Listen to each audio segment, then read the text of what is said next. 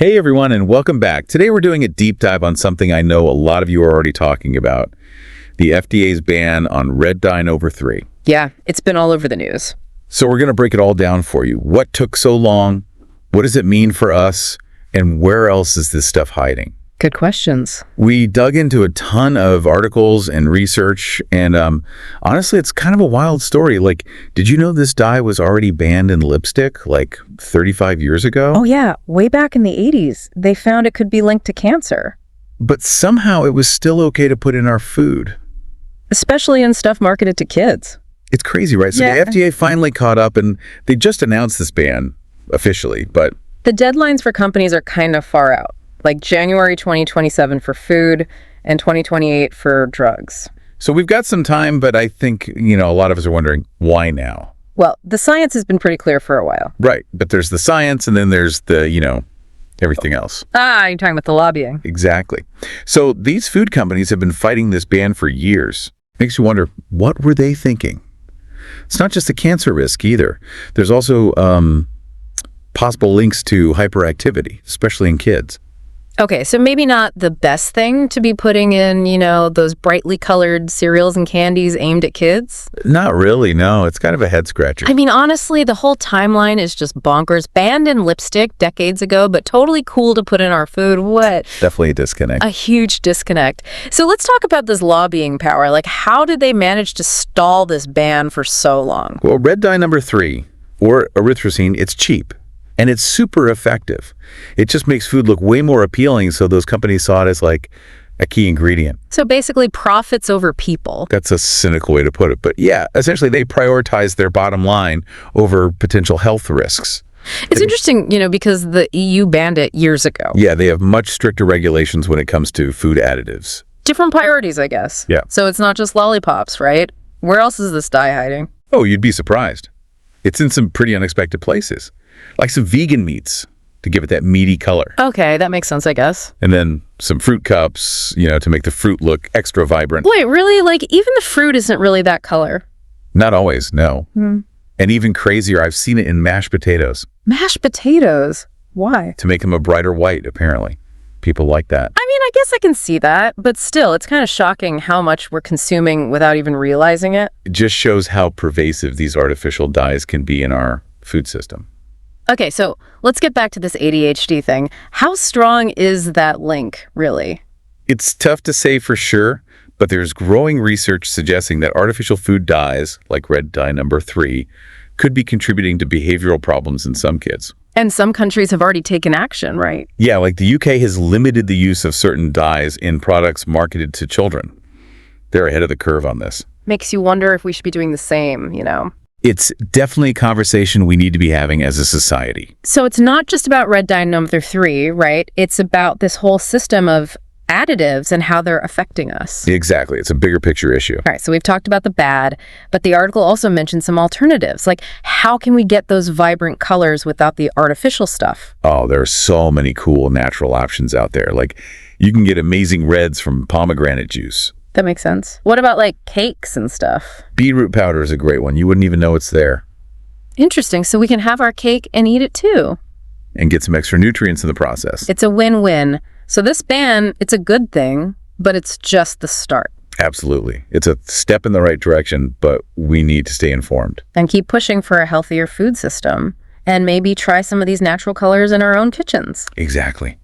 This is just one dye, but it opens up a whole new way of thinking about what we're eating.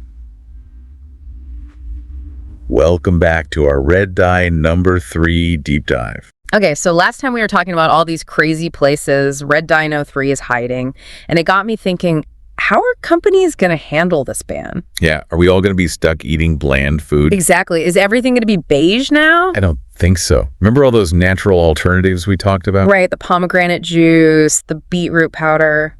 This could actually be a really cool opportunity for food companies to get creative. Instead of just like relying on the artificial stuff. Exactly. It forces them to innovate, maybe rediscover some ingredients. Kind of like when we all realized margarine wasn't the magical health food we thought it was. Yeah. Now we're embracing those natural fats again. So this could be like a turning point for the whole industry. Potentially, yeah.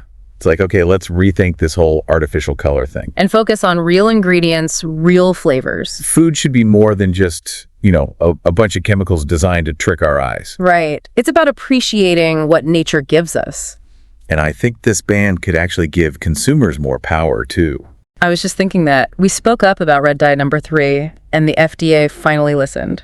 So it shows that our voices matter. And if we keep demanding better, healthier options, companies have to pay attention, right? Exactly. The more we know, the more we demand transparency, the better the whole system gets. It's like a domino effect, pushing for positive change. One ban leads to another, and eventually you have a totally different landscape. So you really think this red dye num 3 thing could be like a watershed moment? It has the potential, yeah. And it signals that the FDA is, at least starting to listen to us. Okay, but let's be real. These food companies are huge. Are they really going to give up artificial ingredients that easily? Probably not without a fight. Right. But I do think things are changing. Consumers are way more aware now. If companies don't adapt, they risk losing customers. So there's pressure from both sides, the FDA and the people buying their products. And that pressure is only going to grow. More people are learning about these potential health risks. But let's say they do switch to natural colors. Isn't that going to make food more expensive? That's a common concern. Yeah. And yes, sometimes those natural ingredients are pricier to source. So healthy food becomes a luxury. That's not right. It's a tough issue. No easy answers. But there are ways to eat healthy on a budget, like cooking at home more.